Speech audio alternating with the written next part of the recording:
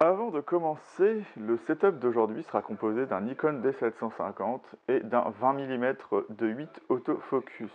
J'ajoute à cela mon micro radio qui est un peu pourri.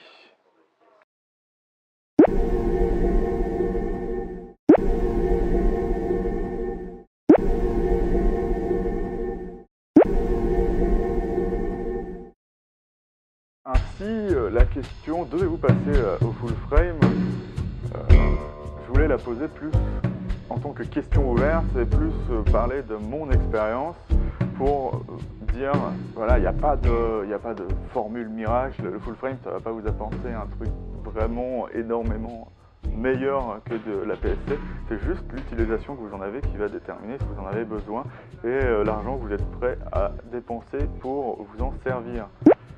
Alors, pour moi, j'ai, comme tout le monde, commencé par un APS-C qui était le 500D. Oui, j'étais Canon, d'ailleurs j'utilise volontiers Canon quand je peux.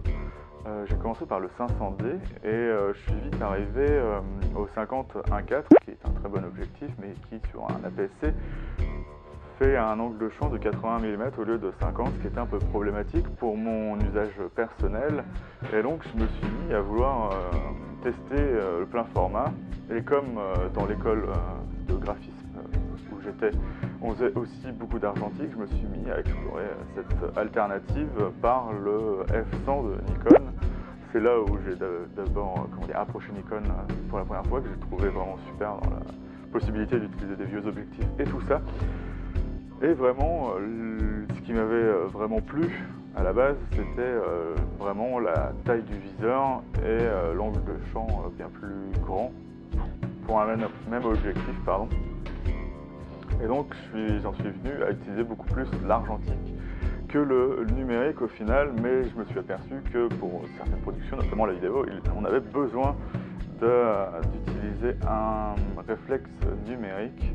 Et donc je suis arrivé, parce que le 500D était très vite dépassé en vidéo, je faisais que des vidéos automatiques et c'était pas forcément la meilleure qualité du monde.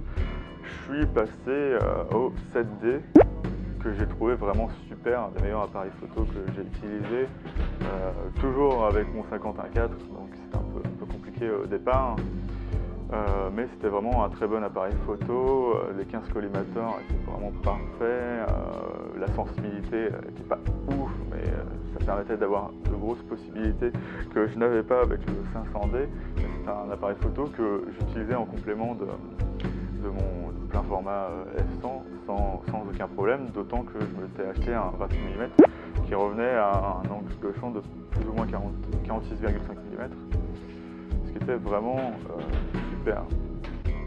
Après, ce qui m'a fait aller au plein format, c'est vraiment le besoin de me conformer à mes deux formats, de ne pas avoir à dire ah il faut que je fasse la conversion et après je passe à l'argentique et ça se passera bien.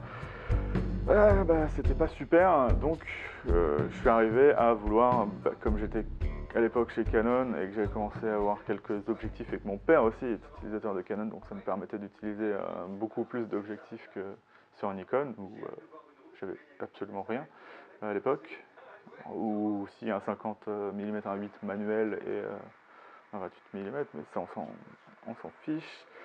Et donc je suis arrivé sur le 6D, et donc comme quoi l'expérience joue vachement. Le 6D ne m'a pas plu du tout, parce que je venais d'un 7D, et c'est vraiment, pour moi c'était redescendre, donc j'avais le plein format. Mais tout le reste était moins bon que sur un 7D. Donc l'appareil photo, je l'ai utilisé quelques fois, je suis parti en voyage avec. Je dis pas qu'il fait de mauvaises photos ou quoi que ce soit, mais ça m'allait pas du tout. Le système autofocus, c'était pas du tout pour moi. Moi, je préfère avoir une plus grande couverture même s'il a des très bonnes performances ISO, j'ai trouvé que l'autofocus à haut ISO n'était pas forcément le meilleur du monde. Et donc, je me suis retrouvé à arrêter un peu la photo en me disant que ça devait venir de moi et que ça ne m'intéressait plus. Et récemment, je me suis remis à la photo, je me suis dit ouais, pourquoi pas essayer Nikon, puisque en argentique c'est ce que j'utilise. Et je me suis retrouvé à utiliser un D7000 du marché gris, du grey market, donc c'est-à-dire qu'il n'a pas de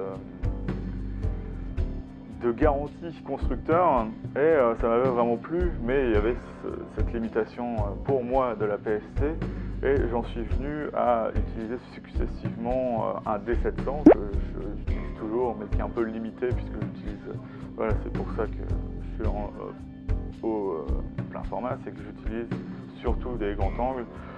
Là en ce moment j'utilise le 50 mm 1.8 AFS, le 35 mm f2 et un 20 mm 2.8. C'est pas le meilleur setup du monde, mais ça fait son taf, parce que non comparé par rapport à d'autres objectifs super bons, on ne voit vraiment pas la différence, et surtout en paysage où il y a du détail, mais quand on fait des poses longues par exemple, on va perdre légèrement cet avantage. Et voilà, enfin, et comment dire, bon, j'ai perdu le fil.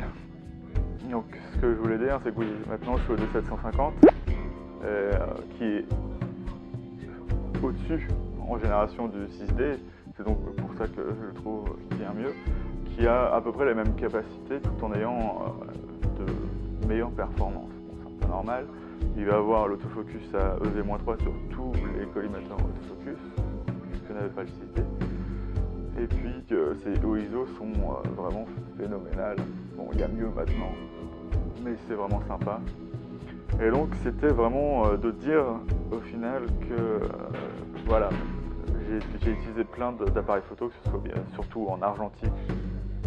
Je suis un collectionneur un peu compulsif, et je voulais dire que au final le matériel, on s'en fout un peu. Enfin, voilà, dire oui, est-ce que le plein format c'est bien, est-ce que la PSC c'est pas mieux, oui, l'un est moins cher que l'autre, mais il y a des utilités à l'un, il y a des utilités à l'autre, il y a plus de différents photographes que différentes utilités d'appareils photo en technique pure, puisqu'au final l'appareil photo c'est qu'un élément technique dans la chaîne de production d'un photographe qu'il ne faut pas négliger, mais si vous restez trop concentré dessus, au bout d'un moment, il faut sortir de ça, vous dire voilà, qu'est-ce qu'il me faut. Et après, une fois que vous avez ce que vous voulez, arrêtez de comparer à dire ouais, par exemple j'ai un D7100, mais le D7200 est mieux, ou vous achetez un D7200 et plus tard un D7300 arrive. Il faut vraiment utiliser l'appareil photo que vous avez et voir ses limites et ses qualités, et l'utiliser tout simplement. Et moi, vraiment, ce que j'adore sur le plein format, c'est vraiment la taille du viseur. Je trouve ça vraiment super. Et l'angle de champ qu'on peut avoir avec beaucoup d'objectifs. Et puis voilà. C'est surtout ça qu'il faut se dire, c'est genre, qu'est-ce que vous voulez faire, plus que de se dire ah, lui il est mieux que lui. Mais dans quel sens? Le D500, il est mieux que lui. Mais pour faire quoi? Pour faire du sport et du sport, enfin des animaux sauvages et tout le reste. Mais est-ce que ça fait du D750 un mauvais appareil photo? Non. Est-ce que ça fait, si le 6D ne m'a pas plu, est-ce que c'est un mauvais appareil photo? Non. Parce qu'il est très très bon. Ouais, j'ai des très belles photos avec, c'est juste qu'il ne me convient pas. Et puis voilà, c'est tout. Donc la question devez-vous passer au full frame, c'est une question que vous devez vous poser à l'intérieur de vous-même. Après, le plus important c'est sortir, faire des photos et d'avoir des résultats. C'est plus ça l'important. Si vous vous sentez mieux à avoir un appareil photo moins cher, vous dire voilà, j'arrive à sortir de très belles photos avec un appareil photo pas cher. Et si vous avez besoin d'un appareil photo cher, et de vous dire voilà, un appareil photo cher, et ça me fait plaisir. C'est plus ça qu'il faut se dire. Et au final, c'est comment dire, qu'est-ce qui dans ma tête fait que je suis un meilleur photographe? Est-ce que le matériel est important dans mon cœur, pas en se comparant à d'autres photographes, ou est-ce que au final ça ne m'apporte rien et je vais plus m'épanouir en sortant et en cherchant des choses à faire, ou des retouches à faire sur Lightroom, sur Photoshop, sur tout ce que vous voulez, plutôt que d'avoir un nouvel appareil photo. Et puis voilà. Donc j'espère que cette vidéo vous a plu. Si vous avez des questions sur le matériel, sur ce que j'ai utilisé, je suis là. Je pourrais même limite faire des vidéos sur ça plus tard. En tout cas, je vous souhaite une bonne journée et à bientôt sur la chambre de Goupil.